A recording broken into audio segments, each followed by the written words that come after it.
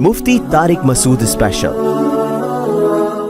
یہ تھا کہ حضرت عثمان کا چونکہ میں رشتہ دار ہوں، بنو امیہ سے میرا تعلق ہے، حضرت عثمان بھی بنو امیہ کے تھے، تو حکومت پہ دباؤ ڈالا جائے کہ حضرت عثمان کے قاتلوں کو چوک پر لٹکایا جائے۔ یہ گڑبڑ یہاں سے شروع ہوئی ہے۔ بات آ رہی ہے سمجھ میں؟ حکومت سے مطالبہ ہے کہ حضرت عثمان کے قاتلوں کو چوک پر لٹکایا جائے۔ یہ مطلب نہیں تھا حضرت معاویہ کا کہ حکومت کا اہل میں ہوں، مجھے خلافت دی جائے، میں علی کو نہیں مانتا یا میں علی کو معاذ اللہ برا سمجھتا ہوں، ایسا نہیں تھا۔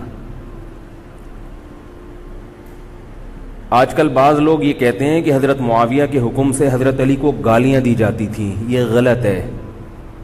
یاد رکھو عربی کے لفظ کا ترجمہ اردو میں، یہ بہت سے لوگ نا ان کو عربی زبان سے ذرا بھی واقفیت نہیں ہے، چھوٹے چھوٹے بچے آ کے بیٹھ گئے ہیں۔ عربی میں کسی پر اعتراض کرنا، اس کی پالیسیوں کو غلط قرار دینا، اس کو بھی سب و شتم کہا جاتا ہے۔ اردو میں ہر جگہ اس کا ترجمہ گالیاں نہیں ہوتا، گالیوں کا مطلب تو ہمارے ہاں کچھ اور سمجھا جاتا ہے۔ آپ کسی پر اعتراض کر رہے ہو، اس کو تو سب و شتم کہا جائے گا۔ سب و شتم میں گالیاں بھی آتی ہیں، کسی کی پالیسیوں سے اختلاف کرنا، اس کی رائے پر رد کرنا، یہ بھی آتا ہے۔ لیکن اردو میں گالی کا مطلب برا لفظ ہے، گالی کوئی شریف آدمی نہیں دیتا۔ خیر، میں یہ عرض کر رہا تھا کہ حضرت عثمان رضی اللہ تعالی عنہ کے قاتلوں سے قصاص کا دعا کریں، میں جلدی سے اس موضوع کو سمیٹ کے آج ختم کر دوں۔ حضرت عثمان کے قاتلوں سے قصاص لیا جائے۔ حضرت علی رضی اللہ تعالیٰ عنہ کا موقف یہ تھا کہ مدینہ میں حضرت عثمان کے قاتلوں کا جو ٹولہ ہے وہ اتنا مضبوط ہے کہ اگر میں نے ان سب کو پکڑ پکڑ کے لٹکانا شروع کر دیا تو مدینہ میں امن و امان کی صورتحال خراب ہو جائے گی۔ حکومت بھی دہشت گردی کے خلاف جب ایکشن لیتی ہے تو یہ سوچتی ہے نا کہ دہشت گردوں میں کتنی پاور ہے، تمیز سے، طریقے سے۔ اب یہ ایک اختلاف تھا جو بڑھنا شروع ہو گیا۔ اس اختلاف کے پیچھے نہ حکومت کی لالچ، نہ پیسے کی لالچ، نہ دولت، یہ سب الزامات ہیں اسلام دشمنوں کے جو انہوں نے صحابہ پر لگائے ہیں۔ نہ حضرت علی پر کوئی الزام لگایا جا سکتا ہے اس مسئلے میں، نہ حضرت معاویہ پر۔ رائے کا اختلاف ہے، رائے کا اختلاف۔ ابتدا میں حضرت معاویہ کے ساتھ بہت سارے صحابہ تھے، میں یہ تو نہیں کہہ رہا زیادہ، بہت سارے صحابہ، جن میں حضرت عائشہ رضی اللہ تعالی عنہا بھی تھی۔ بعد میں حضرت عائشہ رضی اللہ تعالی عنہا کا موقف تبدیل ہو گیا جب انہوں نے دیکھا کہ اس سے مسئلہ حل ہونے کے بجائے اور بگڑ رہا ہے۔ تو حضرت معاویہ نے حضرت علی کی بیعت سے انکار کیا، کہا کہ جب تک حضرت عثمان کے قاتلوں کو چوک پہ نہیں لٹکایا جاتا میں آپ کے ہاتھ پہ بیعت کرنے کے لیے تیار نہیں ہوں۔ یہ حضرت معاویہ کی رائے تھی۔ حضرت علی کی رائے یہ تھی کہ میرے لیے یہ فی الحال ممکن نہیں ہے، لہذا، اور اس سے ہو کیا رہا ہے، حکومت دو حصوں میں ڈیوائیڈ ہو رہی ہے۔ ان کی رائے یہ تھی کہ حضرت معاویہ رضی اللہ تعالی عنہ کو اپنے اس مطالبے سے دستبردار ہو کر میرے ہاتھ پہ بیعت کر لینی چاہیے۔ اور قرآن کا حکم ہے وَإِن طَائِفَتَانِ مِنَ الْمُؤْمِنِينَ اقْتَتَلُوا فَأَصْلِحُوا بَيْنَهُمَا فَإِن بَغَتْ إِحْدَاهُمَا عَلَى الْأُخْرَى فَقَاتِلُوا الَّتِي تَبْغِي حَتَّى تَفِيءَ إِلَى أَمْرِ اللَّهِ، کہ اگر مسلمانوں کا کوئی فریق بغاوت پہ اتر آئے، حکومت وقت سے لڑائی کرے، قاتل التی تبغی، تو جو طبقہ حکومت کو تسلیم نہیں کر رہا یا حکومت کے خلاف بغاوت کر رہا ہے اس سے قتال کرو۔ حضرت علی کا موقف یہ تھا کہ قرآن مجید کی یہ آیت مجھ سے مطالبہ کر رہی ہے کہ جو لوگ میرے ہاتھ پہ بیعت نہیں ہو رہے جبکہ میری خلافت قائم ہو چکی ہے، تو میں مسلمانوں میں تاکہ اختلاف اور انتشار نہ ہو، میں اس فریق کو تلوار کے زور سے بیعت کرنے پر مجبور کروں۔ بات آ رہی ہے سمجھ میں کہ نہیں آ رہی ہے؟ آج تو پولیس بھی نہیں بلا سکتے، موبائل ہی نہیں ہے بھائی، بند پڑے ہوئے، ورنہ میں پولیس بلوا لیتا آج آپ کو بات سمجھانے کے۔ لیکن میں کہتا ہوں کہ میں پولیس اگر بلواتا، اگر پولیس ہی کو سمجھ میں نہیں آئی یہ بھی تو بڑا مسئلہ ہے. خیر، تو حضرت علی کا موقف یہ تھا. حضرت معاویہ کا موقف یہ تھا کہ حکومت کے خلاف بغاوت غلط ہے نا. جس کو حکومت مان لیا ہو، جب تک میں نے خلیفہ مانا ہی نہیں ہے تو میرا یہ عمل بغاوت نہیں کہلائے گا. یہ اختلاف رائے ہے، اور یہ اختلاف صحابہ میں بھی ہوا ہے، تابعین میں بھی ہوا ہے، ائمہ مجتہدین میں بھی ہوا ہے، اور آج تک ہوتا آ رہا ہے. اس قسم کے اختلافات مکمل ختم نہیں ہو سکتے. یہ صحابہ میں بھی ہوا ہے. قرآن و حدیث کو سمجھنے کا اختلاف کہا جاتا ہے اس کو. اور اس اختلاف کے بارے میں نبی صلی اللہ علیہ وسلم کی صحیح حدیث ہے، اذا اجتہد المجتہد فإن اصاب فلہ اجران وإن اخطأ فلہ اجر واحد. جب کوئی مجتہد اجتہاد کرتا ہے، کیا مطلب؟ قرآن و حدیث کو سمجھنے کی کوشش کرتا ہے، اگر وہ صحیح نتیجے پر پہنچ جائے تو اس کو 2 اجر ملتے ہیں، اگر غلط نتیجے پر پہنچے تو بھی 1 اجر ملتا ہے اس کو، اس لیے کہ اس کے بس میں جو تھا وہ اس نے کر لیا. اب پیغمبر تو موجود نہیں ہے جو آ کے بتائیں گے کہ یہ صحیح کر رہا ہے، یہ غلط کر رہا ہے. میں نے اپنے ایک استاد سے ایک مرتبہ پوچھا کہ حضرت یہ علماء میں جب اختلاف ہوتا ہے کسی مسئلے میں تو عوام بڑی پریشان ہوتی ہے، کیا کریں ہم؟ انہوں نے فرمایا کہ عوام کو یہ بتاؤ کہ ہم پیغمبر نہیں ہیں اور ہم پیغمبر سے براہ راست مسئلہ پوچھ نہیں سکتے. ہمارے پاس جو قرآن و سنت ہے اور جو فقہائے کرام نے اس قرآن و سنت کی تشریح کی ہے، جو فقہ کی کتابیں ہیں، ہم اس میں دیکھتے ہیں. اب اس میں 2 علماء کی رائے میں اگر اختلاف ہو جائے تو اس اختلاف کو ختم کرنے کا ہمارے پاس کوئی راستہ نہیں ہے. نبی ہوتے تو ہم پوچھ لیتے. جب راستہ نہیں ہے تو بھائی اللہ کے نبی نے فرما دیا کہ جو تمہارے بس میں ہے وہ کر لو. اگر درست بات تک پہنچ گئے ڈبل اجر، نہیں پہنچے تو بھی اجر. اس میں ہمیں بتا دیا کہ اسلام پر عمل کے لیے اتنا کافی ہے کہ جو تمہاری استطاعت میں ہے وہ کر لو. نہیں آئی بات سمجھ میں؟ اب یہ اختلاف چھوٹے مسائل میں بھی ہو سکتا ہے اور بڑے مسائل میں بھی ہو سکتا ہے. تیسری بھی ایک جماعت تھی. یہ 2 اختلاف تو پتہ چل گئے نا، حضرت علی کا موقف، حضرت معاویہ کا موقف. ایک تیسری جماعت تھی جو یہ کہتی تھی کہ نہ ہم حضرت علی کا ساتھ دیں گے نہ حضرت معاویہ کا، کیونکہ دونوں مسلمان ہیں، دونوں لڑ رہے ہیں، مسلمانوں کو ہم لڑتا ہوا نہیں دیکھ سکتے. ان کا موقف تھا حضرت علی رضی اللہ تعالیٰ عنہ ایک صحابی کے پاس گئے اور ان سے کہا کہ آپ میری جماعت میں شامل ہوں اور اہل شام کے خلاف میرے ساتھ مل کے لڑیں. وہ صحابی گئے کہ لکڑی کی تلوار اٹھا کے لائے. انہوں نے کہا کہ میں نے رسول اللہ صلی اللہ علیہ وسلم سے سنا ہے کہ فتنے کا دور ہوگا، مسلمان آپس میں لڑیں گے، تو تم اس وقت اپنی تلوار کو لکڑی کی بنا لینا. لکڑی کی تلوار کا مطلب جو کسی سے لڑنے کے کام نہ آئے. میں تو نہیں لڑ سکتا. اب حضرت علی نے یہ نہیں کہ اس پہ تلوار رکھ دیا کہ نہیں تو تو جائے گا، یا تو دائرہ اسلام سے خارج ہے، یا تو باغی ہے. ٹھیک ہے، نہیں آ رہی سمجھ میں، چھوڑ دو. آج جو فتنے کھڑے ہو رہے ہیں نا، وہ اس پہ نہیں ہو رہے کہ صحیح کیا ہے غلط کیا ہے. فتنہ اس پر ہو رہا ہے کہ جو مجھے سمجھ میں آ رہا ہے وہ میں تھوپ کے اس کو مسلط کر دوں. مجھے اگر رفع الیدین سمجھ میں آ رہا ہے تو پوری دنیا رفع الیدین کیوں نہیں کر رہی، اور اگر مجھے ترک رفع الیدین سمجھ میں آ رہا ہے تو یہ چند لوگ رفع الیدین کیوں کر رہے ہیں. صحابہ کے دور میں رفع الیدین بھی ہوتا تھا اور ترک بھی ہوتا تھا، پھڈے نہیں ہوتے تھے. صحابہ کے دور میں زور سے آمین بھی تھی اور آہستہ آمین بھی تھی، جھگڑے نہیں تھے. صحابہ کے دور میں امام کے پیچھے فاتحہ پڑھنے والے بھی تھے اور امام کے پیچھے فاتحہ کو ناجائز اور حرام سمجھنے والے بھی تھے، مگر پھڈے بازی بولو بھائی نہیں تھی. تو حضرت علی رضی اللہ تعالیٰ عنہ نے ان صحابی کو مجبور نہیں کیا. حضرت علی کی فوج میں عمار ابن یاسر رضی اللہ تعالیٰ عنہ بھی تھے، زبیر ابن عوام، عبداللہ ابن زبیر رضی اللہ تعالیٰ عنہ، عبداللہ ابن زبیر ابن عوام. حدیث میں آتا ہے کہ جب جنگ صفین میں، جنگ جمل میں دونوں فوجیں آمنے سامنے کھڑی ہوئی ہیں، زبیر ابن عوام رضی اللہ تعالیٰ عنہ نے تقریر کی، اہل شام سے خطاب کر کے کہا کہ اے اہل شام، ہم جانتے ہیں کہ تمہارے ساتھ محمد صلی اللہ علیہ وسلم کی زوجہ ہیں حضرت عائشہ، جو ہمارے موقف سے متفق، یہ صحیح بخاری کی روایت ہے، جو ہمارے موقف سے متفق نہیں ہے، لیکن ہے نبی کی بیوی، اور ساتھ کس کا دے رہی ہیں؟ تمہارا. اب اعتدال دیکھیں صحابہ کی رائے میں. فرمایا اللہ کی قسم ہم یہ جانتے ہیں کہ جیسے وہ دنیا میں نبی کی زوجہ تھی جنت میں بھی نبی کی زوجہ ہوں گی, اگرچہ وہ اس معاملے میں ہمارے خلاف ہیں مگر اس کی وجہ سے ہم ان کے جنتی ہونے کا انکار نہیں کر سکتے. کیا مطلب؟ ان کی سمجھ میں جو آ رہا ہے وہ اس کے حساب سے کر رہی ہیں, لیکن ہماری سمجھ میں ان کی بات نہیں آ رہی. کیوں؟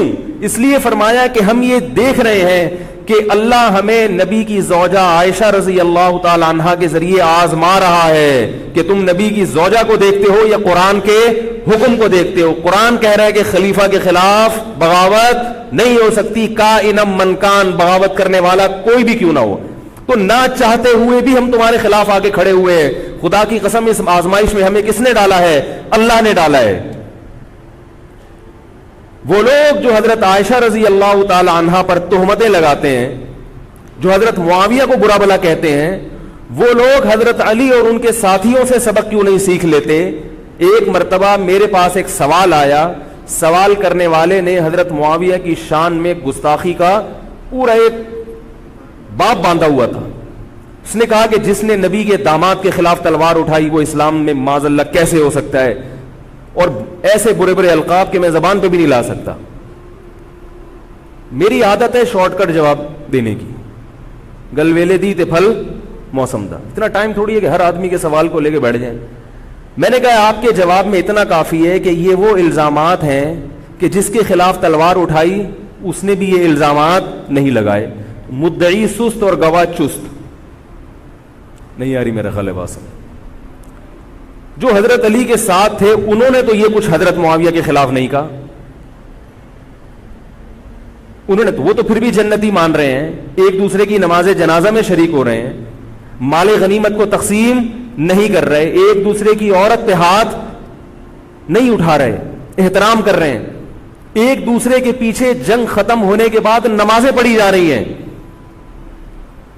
اللہ تعالیٰ نے یہ مثال صحابہ کی قائم کی ہے دنیا کو دکھانے کے لیے کہ ان میں اتنا بڑا اختلاف ہو کہ تلواریں بھی چل جائیں تو وہ اختلاف بھی حدود سے تجاوز نہیں کرتا. اور ہمارے چھوٹے چھوٹے اختلافات میں کیا ایک دوسرے کے خلاف بہتان تراشیاں اور زبان درازیاں ہوتی ہیں. تو یہ اختلاف تھا حضرت علی اور حضرت معاویہ کا, جس میں تین فریق تھے. ایک حضرت علی تھے, ان کا موقف یہ تھا کہ میرے لیے تلوار اٹھانا واجب ہے. حضرت علی کے ساتھ جو لوگ تھے ان کا بھی یہ موقف تھا. حضرت معاویہ کا یہ موقف تھا کہ میں باغیوں کی فہرست میں آتا نہیں ہوں. کیوں نہیں آتا؟ اس لیے نہیں آتا کہ میں نے خلافت کو تسلیم نہیں کیا, اور ان کے ساتھ بھی صحابہ کرام کی ایک جماعت تھی. اور تیسرا موقف, بہت سارے صحابہ یہ تھے جو کہتے تھے ہم کسی کا ساتھ نہیں دیں گے, دونوں طرف مسلمان ہیں, ہماری تلوار سے کسی مسلمان کا خون ہو ہم یہ برداشت نہیں کر سکتے. ہماری رائے یہ ہے, اہل سنت والجماعت کی رائے یہ ہے کہ یہ ان تینوں فریقوں میں جو برحق تھے وہ حضرت علی تھے, کیونکہ حکومت تھی ان کے پاس. باقی جو دونوں فریق تھے صحابہ کرام کے, ان سے غلطی ہوئی ہے, مگر یہ غلطی اجتہادی ہے. یہ نفس پرستی والی غلطی, حکومت کی لالچ والی, دولت کی لالچ والی, یہ ہٹ دھرمی والی, یہ ضد والی غلطی بولو بھائی نہیں ہے. یہ وہ غلطی ہے جس کے بارے میں محمد صلی اللہ علیہ وسلم نے فرمایا کہ اگر مجتہد سے غلطی ہوتی ہے تو بھی اس کو اجر ملتا ہے, کیونکہ اللہ نے قرآن میں فرمایا فاتقوا اللہ ما استطعتم, اللہ سے اتنا ڈرو جتنی تم میں استطاعت ہے. تو ان کی جتنی سمجھ میں آیا انہوں نے اس حساب سے کیا. تو دو جنگیں ہوئی ہیں, جنگ جمل اور جنگ صفین. اب ایک اور بات ہے, تاریخی حقیقت ہے کہ دو جنگوں کے بعد حضرت علی رضی اللہ تعالی عنہ کو خوارج نے شہید کر دیا. یہ وہی خوارج جو حضرت عثمان کے قاتل تھے. انہوں نے شہید کس کو کیا؟ حضرت علی کو. حضرت علی کی شہادت کے بعد حضرت حسن رضی اللہ تعالی عنہ کی 6 مہینے تقریباً خلافت رہی ہے.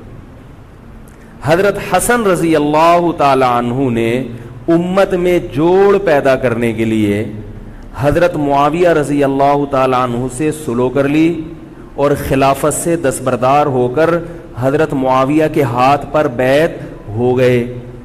نہیں آ رہی میرا, پولیس کو فون کریں یار, بہت اہم بات ہے یہ, اس کو اچھی طرح سمجھ لیں, اللہ کرے سمجھ میں آ جائے. تو جب یہ ہو گیا تو مسئلہ ختم ہو گیا نا. لوگوں نے حضرت حسن سے کہا, یہ میں بالکل مستند روایتیں پیش کر رہا ہوں, اس کے سب کے حوالے ہیں, اور بہت ایسا نہیں ہے کہ تاریخ کی کتابوں کے, یہ احادیث کی کتابوں کے سے پیش کر رہا ہوں. حدیث کا جو معیار ہے وہ تاریخی کتب سے بہت زیادہ ہوتا ہے. لوگوں نے حضرت حسن سے یہ کہا کہ یہ تو عار اور ذلت کی بات ہے کہ آپ کے والد نے جس کے خلاف 2 جنگیں لڑی ہوں, تو آپ اپنے والد کی جس سے دشمنی رہی ہو, بیٹا اس سے بیعت ہو رہا ہے. ہمارے ہاں اس کا تصور ہے. سیاسی لوٹے ہمارے ہاں بہت ہیں, مگر وہ بھی دنیاوی مفاد میں دائیں بائیں لڑکتے ہیں. آخرت کی خاطر کوئی اپنے ہوتے سے دستبردار ہو جائے, یہ نہیں ہوتا. حضرت حسن اہل بیت میں سے ہیں. حضرت حسن بیعت ہو گئے کس کے ہاتھ پر؟ حضرت معاویہ. لوگوں نے کہا یہ عار اور ذلت کی بات ہے, تو حضرت حسن کے وہ تاریخی الفاظ ہیں کہ میں دنیا کی ذلت کو جہنم کی آگ پر ترجیح دیتا ہوں. کیا مطلب؟ میں مسلمانوں کو آپس میں لڑتا ہوا نہیں دیکھ سکتا, میں نہیں لڑتا ہوا دیکھ سکتا. اب کوئی اس بیس پر حضرت علی پہ الزام لگائے کہ اس کا مطلب وہ لڑتا ہوا دیکھ سکتے تھے. بھائی ان کا جو موقف تھا, جو ان کی سمجھ میں آیا وہ انہوں نے کیا. حضرت حسن کا موقف اپنے والد کے موقف سے مختلف تھا, یہ اختلاف رائے ہو سکتا ہے. ان کا موقف یہ تھا کہ بھئی حضرت معاویہ حکومت کے اہل ہوں یا نہ ہوں یہ ایک الگ بحث ہے, اگر میں ان کے مقابلے میں متوازی حکومت قائم کروں گا تو پھر مطالبہ ہوگا حضرت عثمان کے قاتل سے قصاص, جو کہ ممکن نہیں ہے, اور پھر یہ لڑائی آگے چلے گی. بہتر ہے کہ دستبردار ہو جاؤ کہ حضرت آپ ہمارے خلیفہ ہیں, آپ ہمارے امیر ہیں. نبی صلی اللہ علیہ وسلم اس کی پیشگوئی پہلے کر چکے تھے. حضرت حسن رضی اللہ تعالیٰ عنہ کے بارے میں فرما چکے تھے کہ اللہ میرے اس بیٹے کے ذریعے مسلمانوں کے 2 فریق میں صلح پیدا کریں. تو جو اہل بیت سے محبت کرنے والے لوگ ہیں ان کو بھی چاہیے کہ کوئی ایسا کام نہ کریں جس سے مسلمانوں میں دوبارہ سے اختلاف اور انتشار پیدا ہو جائے. جوڑ کی اہمیت شریعت میں زیادہ ہے. اب جب حضرت معاویہ کی خلافت قائم ہوئی ہے, حضرت معاویہ نے حضرت حسن رضی اللہ تعالی عنہ کے اکرام میں کوئی کسر نہیں چھوڑی. اس پر متواتر روایات ہیں کہ حضرت معاویہ جتنا حضرت حسن کا اکرام کیا کرتے تھے اتنا کسی کا اکرام نہیں کرتے تھے. بہت زیادہ آپ کو عزت دی حضرت معاویہ رضی اللہ تعالی عنہ نے. حضرت معاویہ کے بعد یزید کی خلافت قائم ہوئی ہے, حکومت قائم ہوئی ہے. حضرت معاویہ صحابی رسول تھے. بہت سارے صحابہ کو آپ کے طریقہ حکومت پر اعتراض تھا, کیونکہ بہرحال باقاعدہ سلیکشن نہیں ہوئی تھی. لیکن پھر بھی صحابہ کرام نے, جب حضرت حسن بیعت ہو گئے تو باقی کس کو اعتراض کا ہوگا بھائی. پھر حضرت معاویہ رضی اللہ تعالیٰ عنہ کے دور میں بہت جہاد ہوا ہے. اسلامی خلافت, ہمارا جو بر صغیر میں اسلام آیا ہے اس کا بہت بڑا حصہ حضرت معاویہ کے دور میں اسلام آیا. یہاں حضرت معاویہ کے بعد جب یزید خلیفہ بنا ہے مسلمانوں کا, تو بہت سارے صحابہ نے یزید کے ہاتھ پہ, بہت سارے تو نہیں, چند صحابہ نے یزید کے ہاتھ پر بیعت کرنے سے انکار کر دیا. وہ اتنے تھوڑے صحابہ ہیں جن کو انگلیوں پہ گنا جا سکتا ہے, جن میں حضرت حسین بھی تھے, حضرت حسن نہیں, حضرت حسن کے بھائی, بولو بھائی, حضرت حسین. جمہور صحابہ کا موقف یہ تھا کہ یزید کا طریقہ خلافت اگرچہ غلط ہے, طریقہ حکومت اگرچہ غلط ہے, مگر رسول اللہ صلی اللہ علیہ وسلم کی صحیح احادیث موجود ہیں. نبی صلی اللہ علیہ وسلم نے فرمایا, صحیح بخاری کی حدیث ہے, اسمعوا واطیعوا ولو سلط علیکم رجل حبشی کأن رأسہ ذبیبہ. آپ صلی اللہ علیہ وسلم نے فرمایا, سنو اور اطاعت کرو اگرچہ تم پر کوئی حبشی غلام مسلط کر دیا جائے جس کا سر کشمش کی طرح پچکا ہوا ہو. کیا مطلب؟ سلیکشن نہیں ہوئی بلکہ زبردستی مسلط ہو گیا کسی بھی طرح سے, اور جو مسلط ہوا وہ کسی بھی لحاظ سے حکومت کرنے کا اہل نہیں ہے, غلام ہے. غلام کبھی بھی حکومت کا اہل نہیں ہوتا, اور غلام بھی حبشی, کالا کلوٹا, گوروں سے جس کو ویسے ہی تبھی نفرت ہو، بھائی ہم سارے سفید ہیں اور یہ ایک بلیک کہاں سے آ گیا دوسری قوم کا آدمی.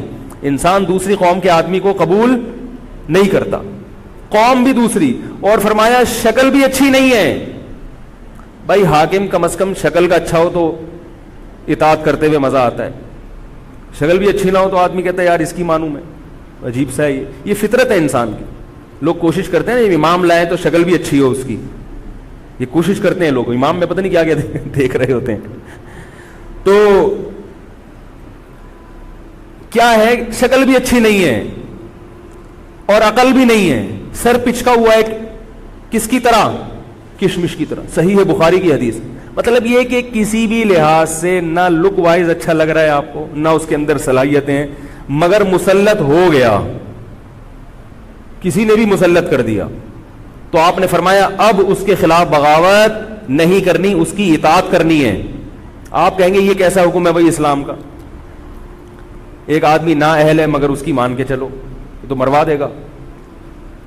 یہ اس لیے اسلام نے حکم دیا ہے کہ اس کے پاس پاور تھی تو مسلط ہوا ہے نا. کیا خیال ہے بھائی؟ تو اب جب اس کے خلاف چلو گے تو اس سے وہ ہٹنے والا نہیں ہے، وہ خون خرابہ کر دے گا، قتل و غارت کرے گا اور فساد پیدا کر دے گا وہ.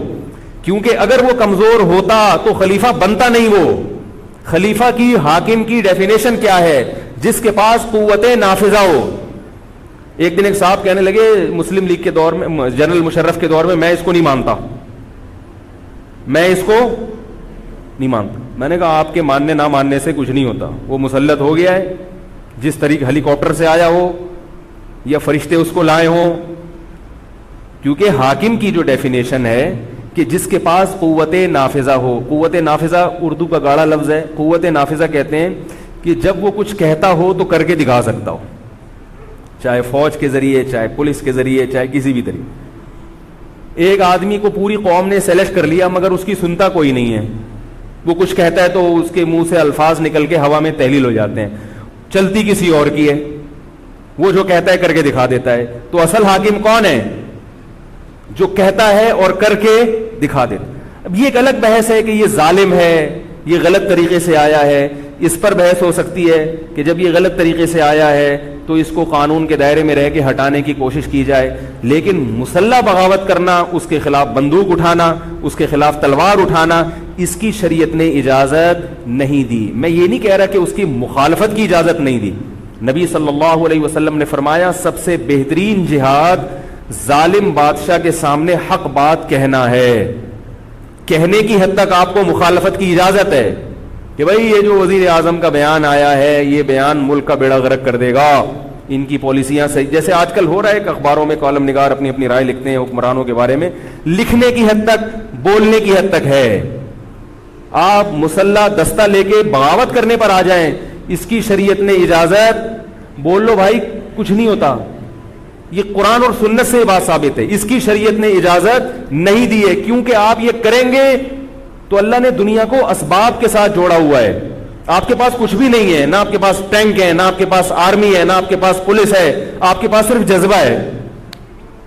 خالی جذبہ اگر کارآمد ہوتا تو نوح علیہ الصلوۃ والسلام اور آپ کے ساتھ جو 40 افراد تھے ان میں بہت جذبہ تھا، مگر ایک طرف پوری دنیا تھی.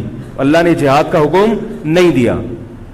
اللہ تعالیٰ نے اس دنیا کو صرف جذبات کے ساتھ یا ایمان کے ساتھ منسلک نہیں کیا، اس دنیا کو دارالاسباب بنایا ہے. جذبے کے ساتھ ساتھ کچھ طاقت اور قوت بھی ہونی چاہیے، اور یہ قوت حکومت کے پاس ہوتی ہے، پبلک کے پاس بول لو یار نہیں. اگر پبلک کے پاس ہے تو وہ بھی حکومت کی پالیسیاں ہوتی ہیں کہ یہ بھی لیاری گینگ رہنے دو تھوڑے دنوں کے لیے، ان لوگوں کے پاس تھوڑا سا کلاشن کوفے رہنے دو، حکومت جب چاہے غائب کر دے. وہ یہ جو کلاشن کوفے لے کے لوگ گھوم رہے ہوتے ہیں نا اور بتا رہے ہوتے ہیں ہم امام مہدی کا لشکر ہیں، یہ سب گورنمنٹ کے لوگ ہوتے ہیں. آئی بات سمجھ میں؟ گورنمنٹ کی طرف سے ان کو پرمٹ ملا ہوتا ہے، ورنہ آپ چاقو لے کے بھی، جو خنجر ہے نا وہ بھی لے کے ذرا گھوم کے دکھاؤ. تو جو بھی امام مہدی کا لشکر کا دعویٰ کر رہا ہے اور کہہ رہا ہے میں یوں کر دوں گا، میں یوں کر دوں گا، میرے ساتھ آ جاؤ، تو سمجھ لو گورنمنٹ نے اس کو خود ہی بٹھایا ہوا ہے. اور بعض دفعہ حکومت اپنی مخالفت کے لیے بھی بندے بٹھا دیتی ہے.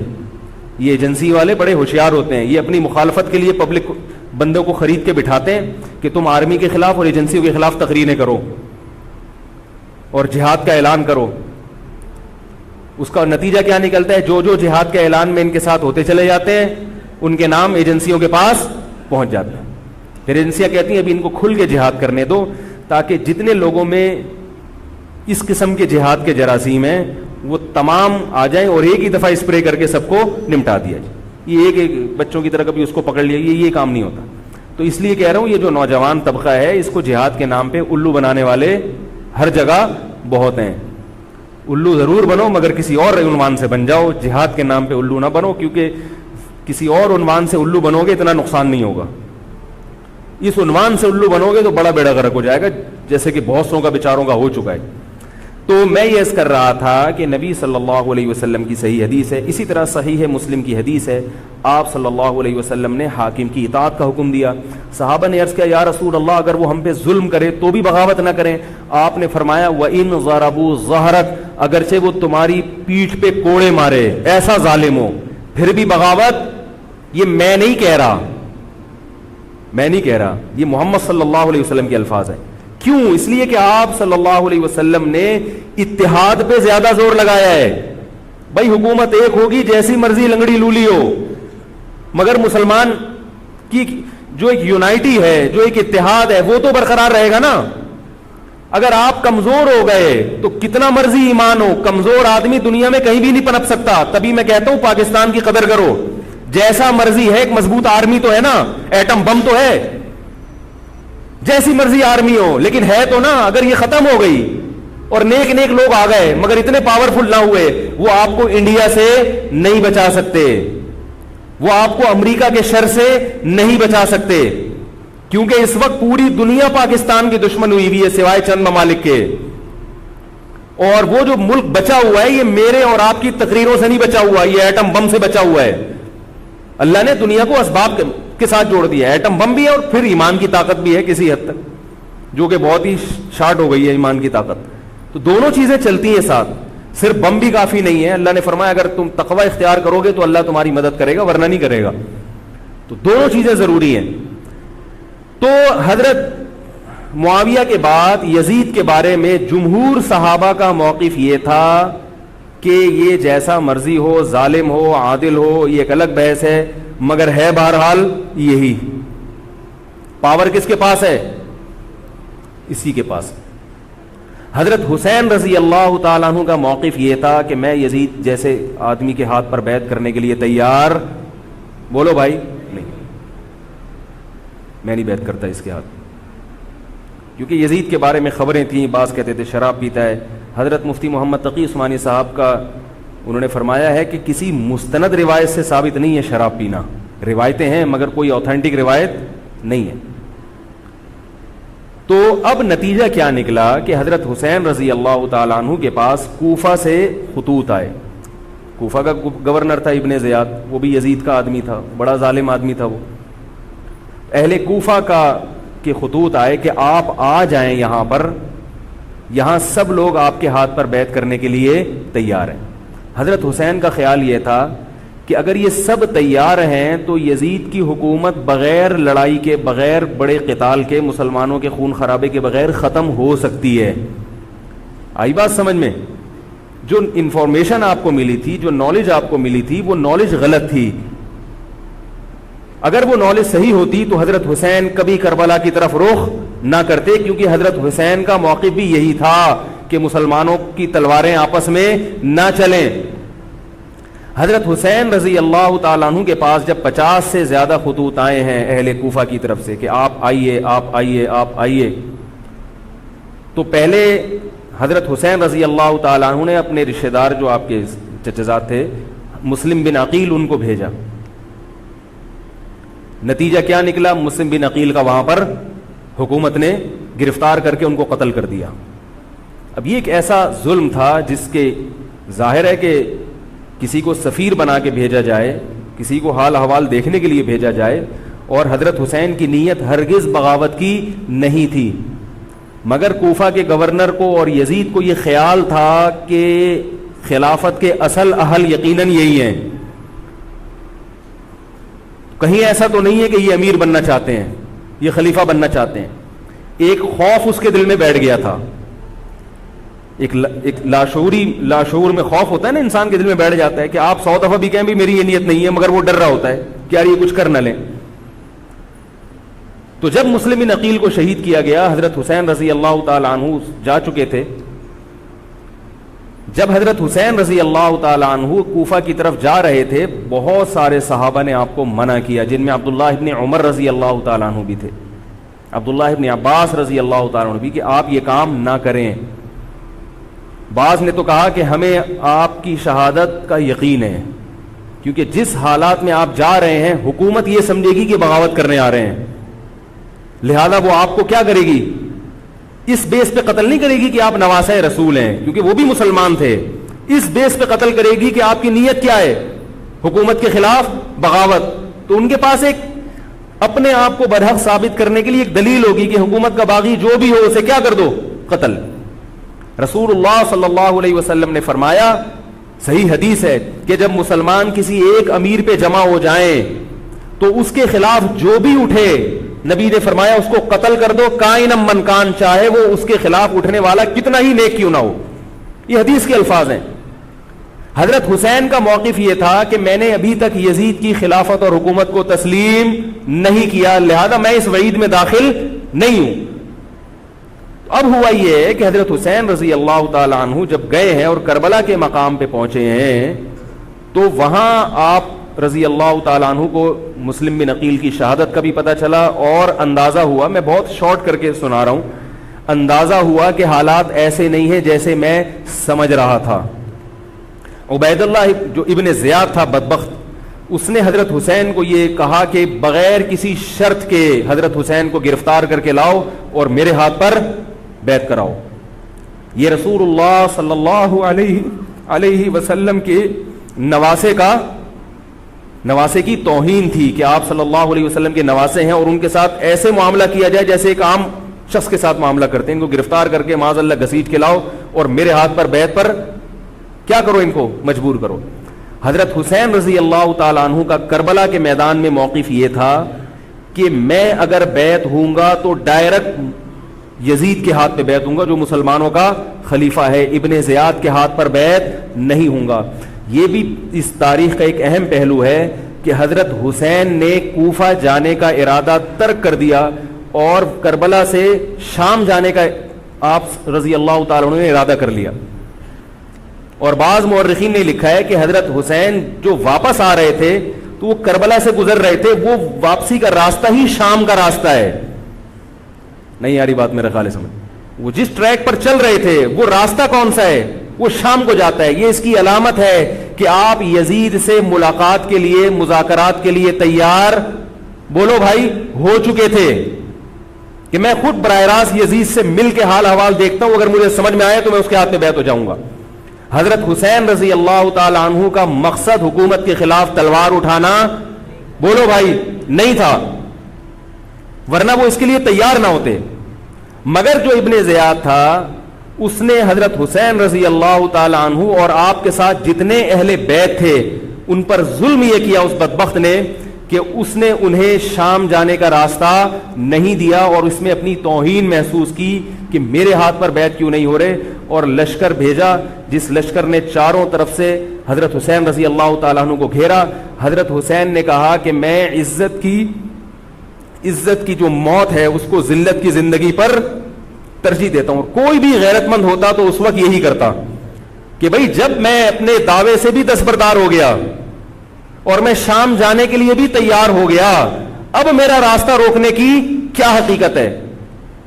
اللہ تعالی کوفہ کے گورنر کے ذریعے حضرت حسین کا قتل کروانا چاہتے تھے تاکہ اس کی بدبختی ساری دنیا کے سامنے ظاہر ہو جائے. اگر حضرت حسین پھر بھی تلوار چلاتے، پھر بھی لڑتے، تو حضرت حسین پر یہ الزام لگایا جا سکتا تھا کہ معاذ اللہ آپ باغیوں میں ہیں.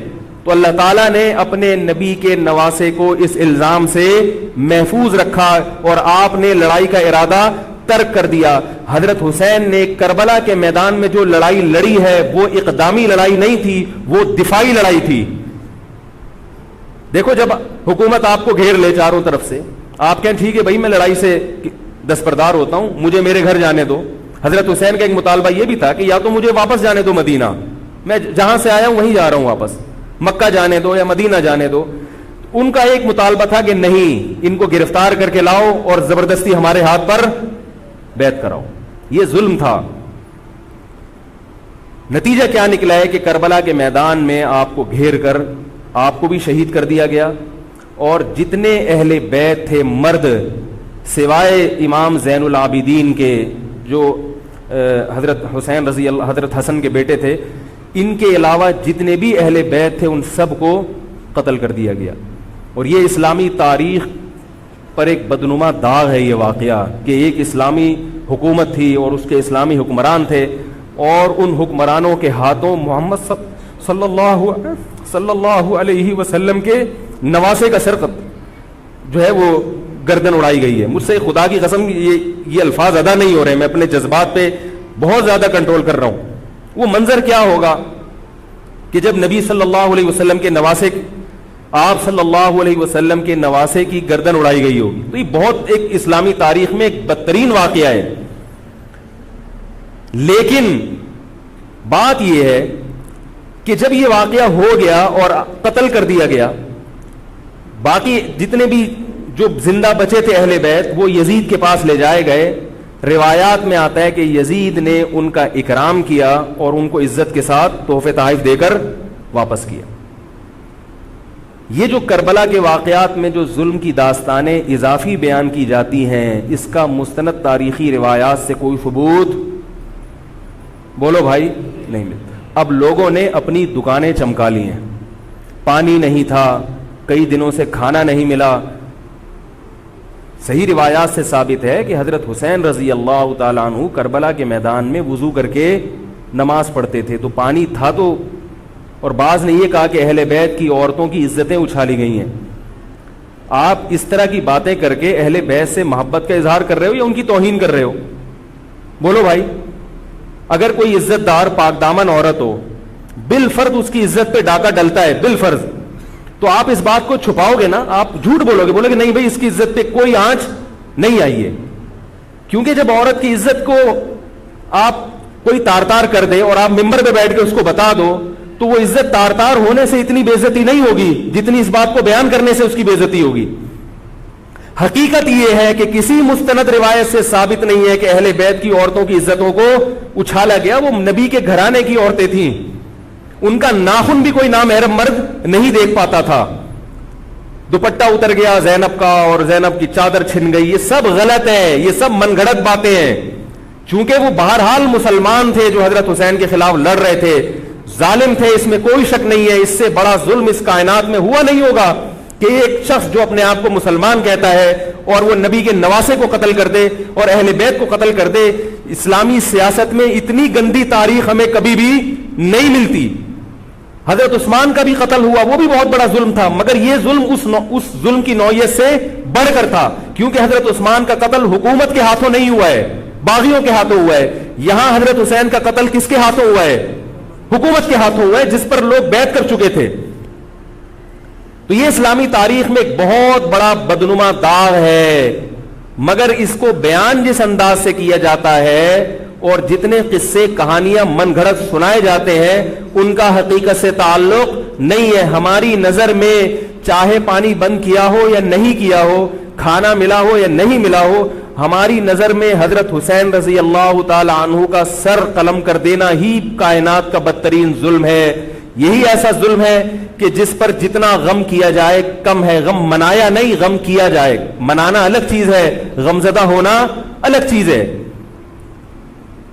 لیکن جو آگے اس میں تڑکا لگایا جاتا ہے اس کا حقائق سے تعلق بولو بھائی نہیں ہے. یہ دکانیں ہیں جو چمکائی, اس میں سب برابر ہیں, شیعہ بھی سنی بھی. بہت سارے سنی علماء بھی کربلا کے واقعے کو بہت ہی بھیانک انداز سے بیان کرتے ہیں, اور مقصد کیا ہوتا ہے؟ پبلک کو رلانا. ایک رونا وہ ہوتا ہے جو خود سے آئے, اور ایک رونا ہوتا ہے باقاعدہ آپ کو آرڈر پہ رونے کے لیے اور رلانے کے لیے بلایا جائے. وہ رمضان میں نے بتایا تھا نا کہ میں نے ختم قرآن پہ دعا کی تو مجھے رونا آ گیا, بہت زیادہ رونا آیا. اگلے دن ایک صاحب کہنے لگے مولوی صاحب آج بھی ایسی ایک دعا ہو جائے. میں نے کہا میں آرڈر پہ نہیں روتا, میں آرڈر پہ نہیں روتا. اب تو آ بھی رہا ہوگا تو نہیں آئے گا. نہ انسان کسی کے مشورے سے ہنس سکتا ہے اور نہ انسان کسی کے مشورے سے اگر آپ کسی کے مشورے پہ رو رہے ہیں اس کا مطلب ڈرامے بازی. آپ کو فلم کا ایکٹر ہونا چاہیے, آپ کو ڈرامے جوائن کرنے چاہیے, وہاں آپ اچھے چل سکتے ہیں. جیسے کہ ہمارے ایک مشہور اسکالر ہیں, ان کے بارے میں لوگ یہ کہتے ہیں ان کو فلموں میں ہونا چاہیے تھا, پتہ نہیں یہ جیو پہ کیوں آ رہے ہیں. وہ آرڈر پہ روتے بھی ہیں, آرڈر پہ. اب چونکہ یوٹیوب کا دور ہے, میں پہلے جو کربلا کے واقعات جو لوگ بیان کرتے ہیں ان کی تقریریں نہیں سنتا تھا. اب کیا ہوتا ہے, بعض دفعہ بیٹھے ہوئے ہیں کہیں سفر پہ جا رہے ہیں تو یوٹیوب کی ویڈیو, ہم نے کہا چلو یار ہم بھی سن لیں. ایسی چہک چہک کے منہ بنا بنا کے گھما گھما کے تقریریں ہوتی ہیں, لگتا ہے کہ یہ باقاعدہ ایک ڈرامہ ہے, اداکار ہے, فنکار ہے جس کو ڈرامے بازی کے لیے یہاں پر یہ حضرت حسین کی شہادت کو کیش کرا رہے ہیں. یہ حضرت حسین سے محبت کرنے والے نہیں ہیں, یہ ان کی شہادت کو دیکھو. اس کی مثال ایسے جیسے کوئی محلے میں مر گیا, کسی سیٹھ کا بیٹا مرا, اب آپ کو سیٹھ سے قرضہ چاہیے تو سب سے زیادہ آپ رو گے نا, تاکہ سیٹھ صاحب سمجھیں کہ محبت سب سے زیادہ کس کو ہے, آپ کو. تو آپ اس کی بیٹے کی موت کو کیا کرا رہے ہو, کیش کرا رہے ہو. بعض لوگ کسی کی شہادت کو کیش کراتے ہیں, کسی پہ ظلم کو کیش کراتے ہیں. تو میں پھر عرض کروں کہ بہت بدترین واقعہ ہے. حضرت حسین رضی اللہ تعالیٰ عنہ کا سر لے جایا گیا یزید کے پاس. یزید بدبخت نے چھڑی سے آپ کے ہونٹوں کو چھوا. وہاں صحابی رسول نے فرمایا کہ ایسا مت کرو. فرمایا اللہ کی قسم میں نے ان ہونٹوں پہ بارہا محمد صلی اللہ علیہ وسلم کے ہونٹ رکھے ہوئے دیکھا ہے. بارہا میں نے دیکھا ہے کہ محمد صلی اللہ علیہ وسلم نے ان ہونٹوں کا بوسہ لیا ہے. بارہا میں نے دیکھا ہے. ان صحابی کے دل پہ کیا گزر رہی ہوگی جو حضرت حسین کے ساتھ یہ حرکت دیکھ رہے ہوں گے, جبکہ اسی حسین کو انہوں نے بارہا نبی کی گود میں بھی دیکھا اور بارہا نبی کے ہونٹوں کو بھی ان ہونٹوں سے مس ہوتے ہوئے دیکھا. تو جب یہ سر ان کے سامنے رکھا ہوگا اور اس کے ساتھ یہ حرکت ہو رہی ہوگی, ان صحابی کے جذبات کیا ہوں گے. مگر اس کے باوجود جو بتانے کی بات ہے, جو میں بتانا چاہتا ہوں, انہوں نے یزید کے خلاف بغاوت نہیں کی کہ جس یزید نے حضرت حسین کا یہ حشر کر دیا ہو, اگر اس کے خلاف بغاوت ہوگی تو باقی مسلمانوں کا کیا حشر کرے گا. تو اس میں صبر کی تلقین بھی صحابہ نے بتائی ہے کہ حاکم کے مظالم کو برداشت کیا جائے, زبان سے اس کو ہائی لائٹ کیا جائے کہ غلط ہو رہا ہے, تلوار نہ اٹھائی جائے. بات نہیں آ رہی میرے خیال ہے سمجھ میں, کیونکہ آج ایک واقعہ ہوا ہے ورنہ کربلا جیسے درجنوں اور واقعات ہو جائیں گے. تو صحابہ کرام کی سیرت میں ہمیں ہر طرح کے اسباق ملتے ہیں. تو میں یہ عرض کر رہا تھا کہ یہ ہے وہ کربلا کا واقعہ جس کا میں نے آپ کو خلاصہ بیان کیا. اس کے بعد کیا ہوا ہے کہ یہ جو بنو امیہ کی حکومت تھی, اس کی وہ ویلیو صحابہ کرام کے دل میں نہ رہی جو پہلے کسی حد تک برقرار تھی. یہ بہت ایک حکومت کے خلاف لوگوں کے دل میں بغض پیدا ہو گیا اور بالآخر بغاوتیں شروع ہوئیں. لیکن جمہور صحابہ کا موقف پھر بھی یہی تھا کہ حکومت کے خلاف بغاوت جائز, بولو بھائی, نہیں. اور اسی طرح کے ظالم لوگ آتے رہے اور انہی کی اولادوں میں بنو امیہ میں اللہ نے پھر عمر ابن عبدالعزیز کو پیدا کیا. عمر ابن عبدالعزیز بھی انہی ظالم لوگوں کی اولاد تھے, مگر اسلام چونکہ قیامت تک رہنے کے لیے آیا ہے تو اللہ کو اپنا دین محبوب ہے, اللہ غیب سے انتظام کرتے ہیں. عمر ابن عبدالعزیز جیسے ہی حکومت میں آئے ہیں, خلیفہ بنے ہیں, آپ رضی اللہ تعالی عنہ نے وہ بنو امیہ کی جو جاہلانہ چیزیں تھیں ان سب کو ختم کر دیا. حکومتی ملکیت کو جو ذاتی خزانہ لوگ سمجھنا شروع کر دیا تھا اس کو ختم کیا. عمر بن عبدالعزیز کی ایک تاریخ ہے, ان کو 5واں خلیفہ راشد کہا جاتا ہے. علم حدیث کو مرتب کیا گیا, فقہ کو مرتب کیا گیا, حدیث کا علم ضائع ہو رہا تھا. آپ نے حکم دیا کہ اکتب ما کان من حدیث رسول اللہ صلی اللہ علیہ وسلم فإنی اخاف ضیاع العلم والعلماء. فرمایا مجھے علم اور علماء کے ضائع ہونے کا خطرہ ہے, محمد صلی اللہ علیہ وسلم کی حدیثوں کو ریٹن فارم میں لایا جائے. تو باقاعدہ پھر حدیث کو باقاعدہ جمع کیا گیا کتابوں کی شکل میں, اور آج ہمارے پاس وہ حدیث محفوظ ہیں. فقہائے کرام کا دور آیا تو اللہ تعالیٰ نے حضرت عمر بن عبدالعزیز کے دور میں امت کو الحمدللہ دوبارہ جمع کر دیا. عمر بن عبدالعزیز کے بعد پھر بغاوتیں ہوئیں, بالآخر بنو امیہ کی حکومت کا خاتمہ ہوا, بنو عباس کی حکومت آئی, مگر بنو عباس کی حکومت آنے سے بنو امیہ کی حکومت مکمل ختم نہیں ہوئی. وہی ہوا کہ آپ نے اچھی نیت سے بغاوت کی, مگر اس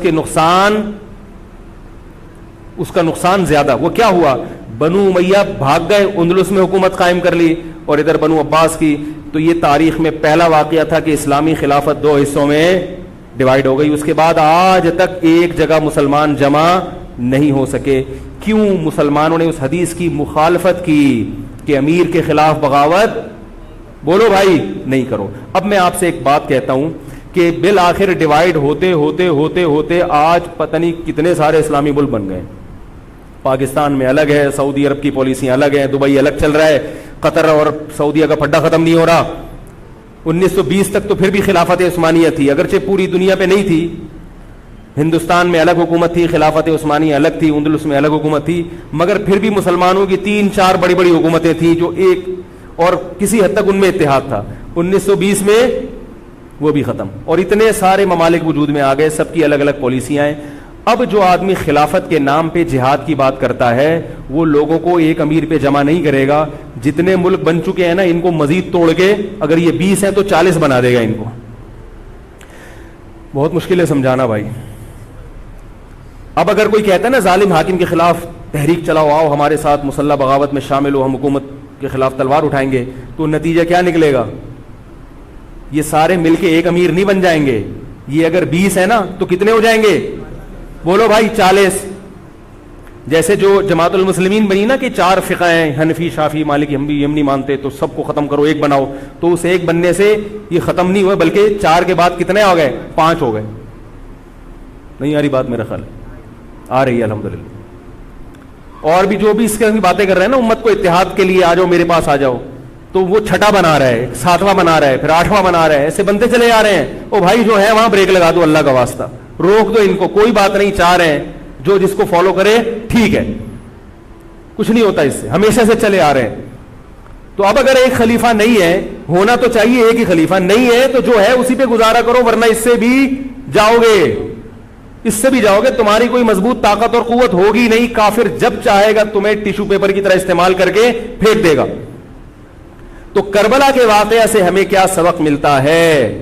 علامہ ابن تیمیہ رحمہ اللہ تعالی فرماتے ہیں کہ جمہور صحابہ کی جو رائے تھی, حضرت حسین رضی اللہ تعالیٰ عنہ کی بھی اپنی ایک رائے تھی, مگر ابن تیمیہ رحمہ اللہ فرماتے ہیں کہ اگر حضرت حسین رضی اللہ تعالی عنہ کربلا کی طرف خروج نہ کرتے تو ابن تیمیہ کی رائے یہ ہے کہ یہ زیادہ بہتر تھا.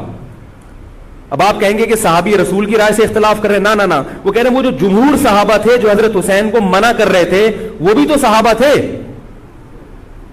حضرت حسن بھی تو صحابی تھے. حضرت حسن نے حضرت معاویہ کے خلاف لڑائی نہیں لڑی. تو صحابہ کی 2 رائے تھی, جمہور ایک طرف تھے. تو فرماتے ہیں اگر یہ نہ ہوتا تو زیادہ بہتر تھا. لیکن حضرت حسین رضی اللہ تعالی عنہ کے بارے میں ہمارا موقف یہ ہے کہ وہ یہ سب کچھ اس وقت کے جو حالات تھے اس میں کوئی بھی ہوتا اور غیرت مند ہوتا تو وہ یہ کرنے پر مجبور تھا. اور اس میں دھوکہ کس نے دیا حضرت حسین کو؟ اہل کوفہ نے, جس کا حضرت حسین کو علم نہیں ہو سکا.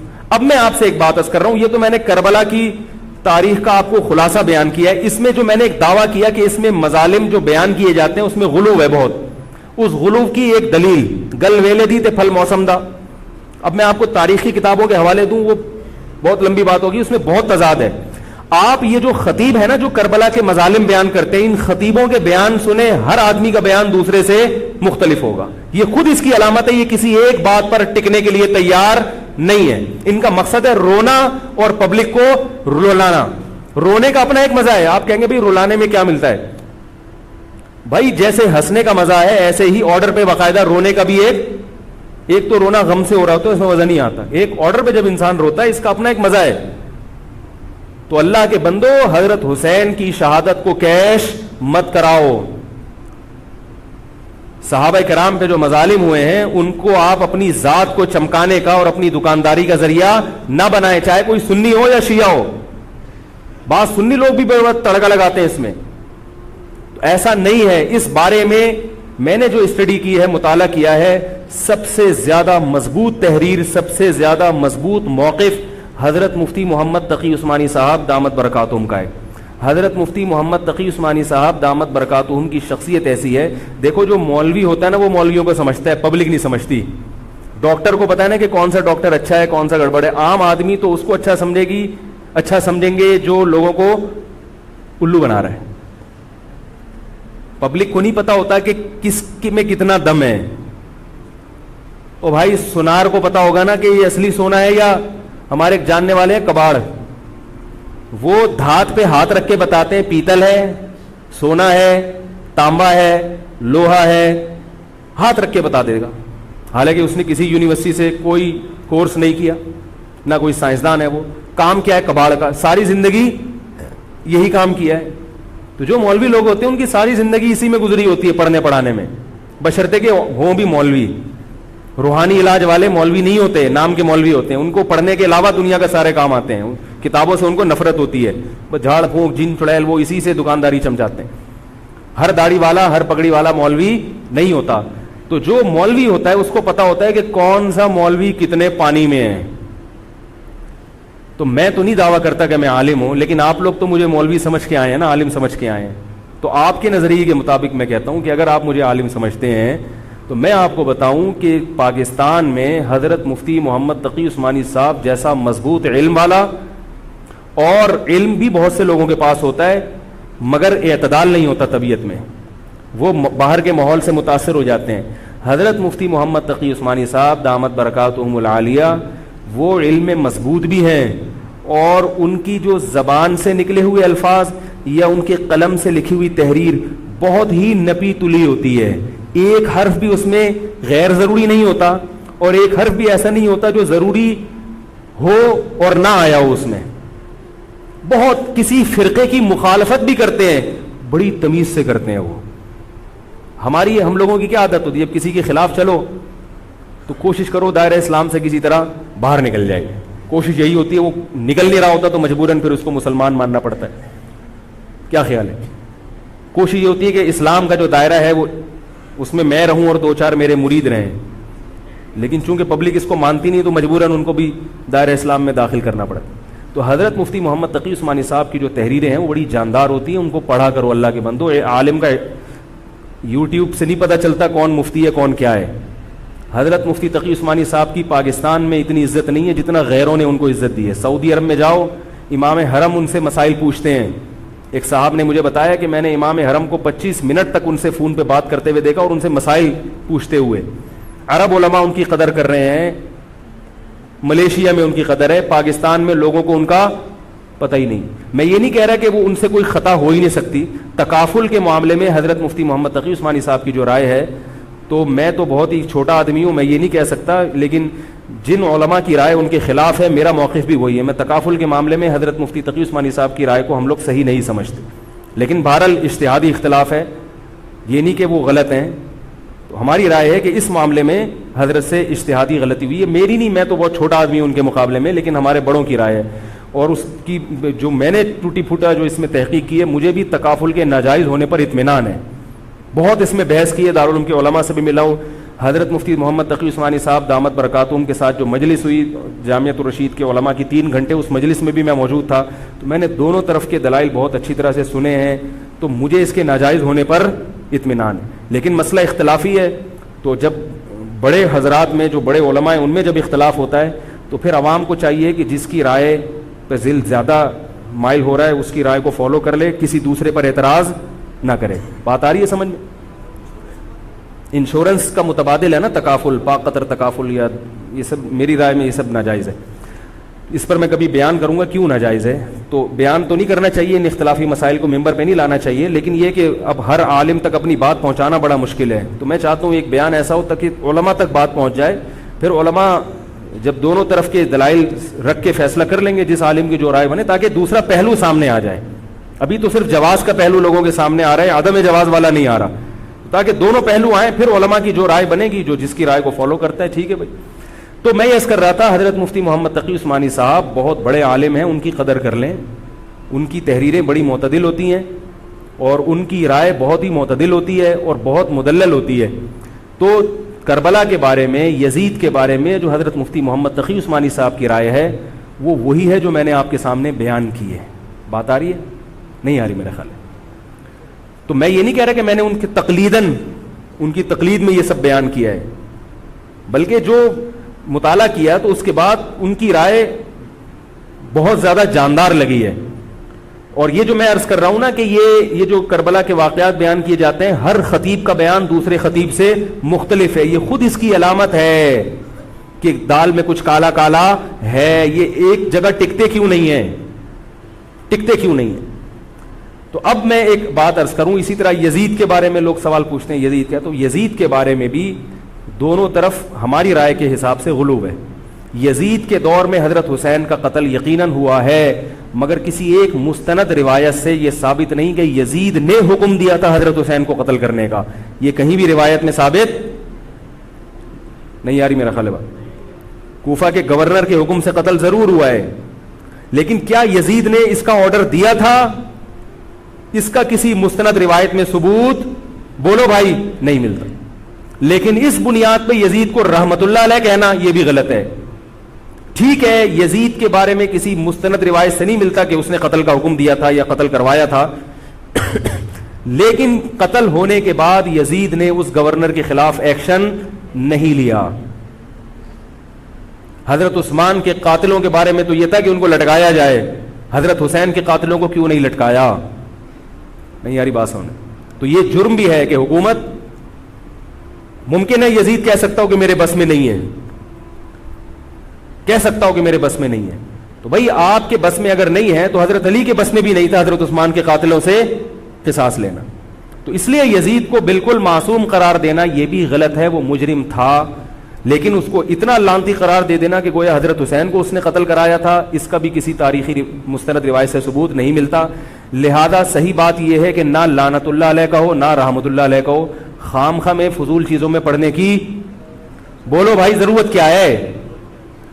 قیامت کے دن آپ سے یزید کے بارے میں سوال, میرے سے کسی نے پوچھا کہ یزید کے بارے میں آپ کیا کہتے ہیں. میں نے کہا آپ کو جاپان کے جو بھی صدر ہے اس کے بارے میں پتہ ہے, چائنا کے بارے میں پتہ ہے؟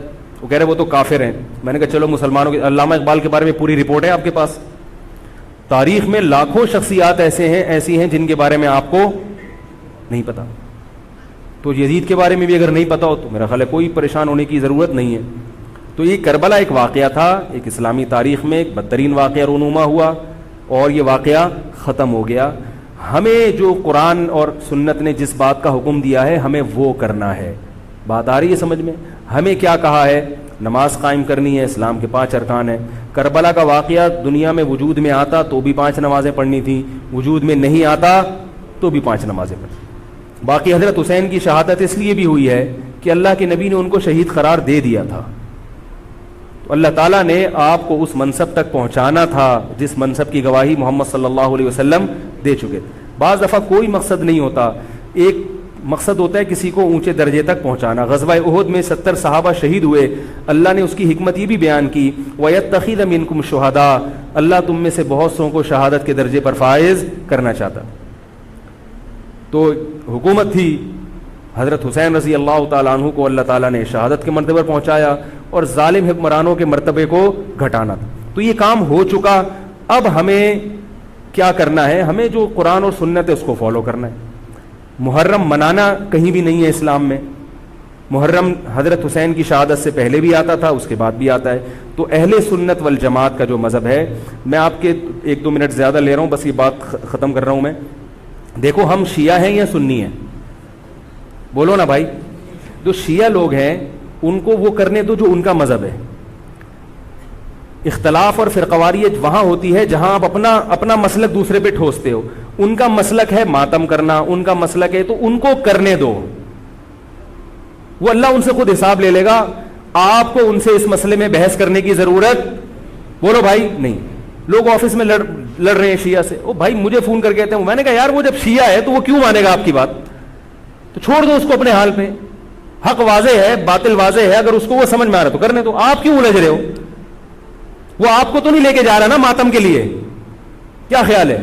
تو اس کو بولو بھائی تمہارا مسلک اگر ہے تو تم ٹھیک ہے کرو یہ کام, لیکن یہ کام انڈور ہونے چاہیے, سڑکوں پہ